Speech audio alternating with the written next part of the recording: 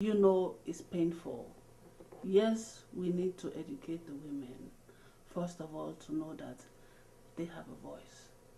They have a voice to say, this is too much for us. We don't want this no more.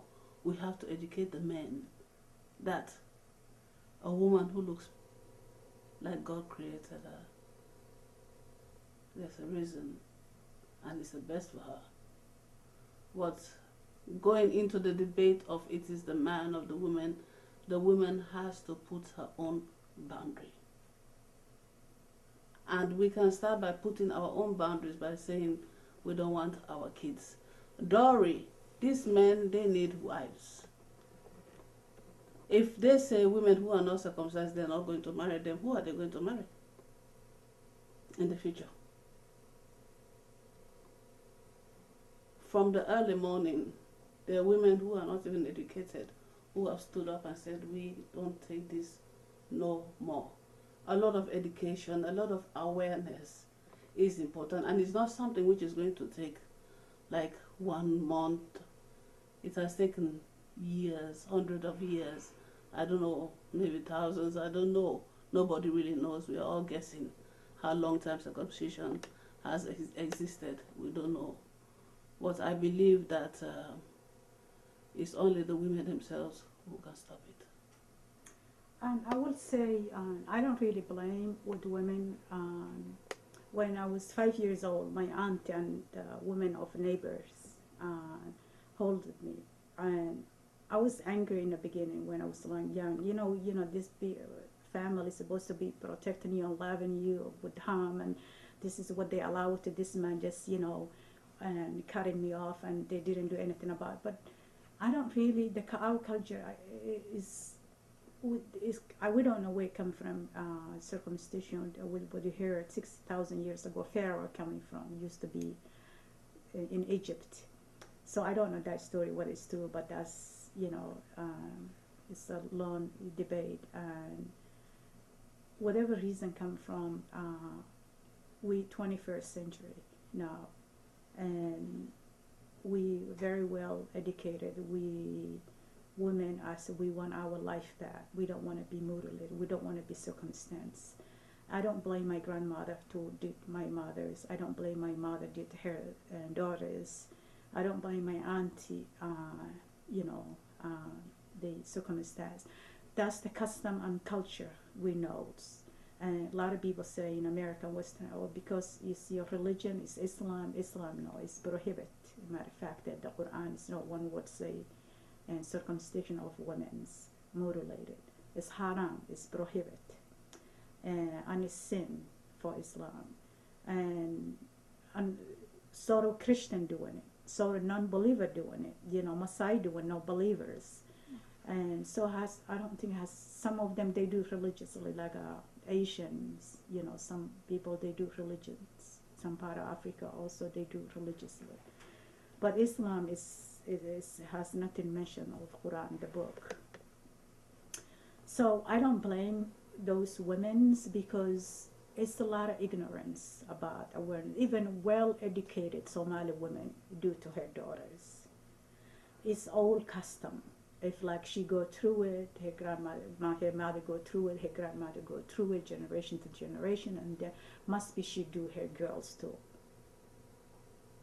You see what I'm coming from? It's no really basic logic she want to do to her daughters. Well-educated women's, and doesn't mean she's stupid, but that's the custom. Sometimes the culture and custom and culture is stronger than religion. You want to be part of that, where everybody else is doing it. You want to be somebody, they don't left behind her culture or her custom or her traditions. So she want to bring her daughter with that tradition, even though her daughter is causing in her life. She's going to be mutilated. Something be part of it. So that's what, we do in Somalia. 99% Somalia doing it. And, okay. And yeah, the women do, whether very well educated or very poor without education, and because they have to value the custom and the culture, and they have to continue with traditional. That's our tradition, so we must continue, even though it's going to cost our life and be damaged about it. But I don't blame women at all, because that's all they know. They go through, they put us through, their daughters, grandmother, same thing, her daughter. And also the men have to be involved with this issue. If man also, he's part of it, that's his daughter, that's his granddaughters, he's the father, he's the uncles, he's the brother. You know, they have a daughters, they have aunt, they have grandmother, they have mother. So also, you know, if women being blamed, which is, I'm not blaming women, I also have to, the men have to play the roles, because the man in Somali culture, he's the breadwinner, he's the family provider, he's the head of the household. So man, if he say, this is no, you can't do my daughter, there's no way you can do my daughter over my dead body. Hey, who we talking? The leader, the household leader. Man is over the power, you know. Even God, Allah say the man is supposed to be women, you know, and he's your provider, he's your second Allah. That's our belief also. So men say, there's no way you can do my daughter. But the men don't have a voice. Lately, man saying it, even one family in Springfield, he never did with his daughter. He have a 3 daughter, young daughter. He didn't do it. He said, no way. So it's a few of them doing it, but it's not much, majority, no, 98% no. Few, maybe 2-3% in now the educated people in Kenya, especially people who are a little bit educated. We say, no, I'm not going to put through my daughters or my granddaughters. So it can little bit, but it's a long way to go. But in men say no, the women can say yes. Okay, we're not going to do it. Finished. Dead end. We're not going to do it ever again, because women respected their husband because he's the leader of the household. And when say we want our girl or our woman when she come in marriage the way Allah created her perfectly. That's what we want. No woman really would ever doing it. That's in the case in Somalia. So it's by both they have to play, man and women. It's they're playing, which is both. I'm not playing in them, but now it's because more consequences coming, more devastation, more death. A lot of girls been dead. No one even mentioned millions who passed away. You know, no one ever mentioned that. The girl who died when they just got the infection without anesthesia. You know, the tool they using it was not really clean. It was crusty and dirty, and the hand also was dirty, whatever was doing.